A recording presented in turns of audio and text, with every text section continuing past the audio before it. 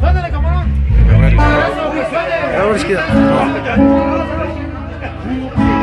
Antes compadre, por supuesto.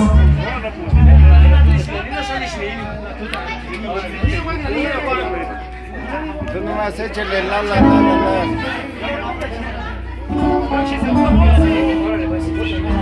Ándale, por supuesto. Ándale, viejo, por supuesto. Por acá, échale el primo, échale, no hay pelo. Aquí nos levantamos. Sí.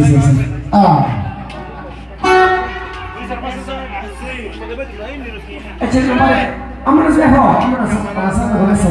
Y dice así.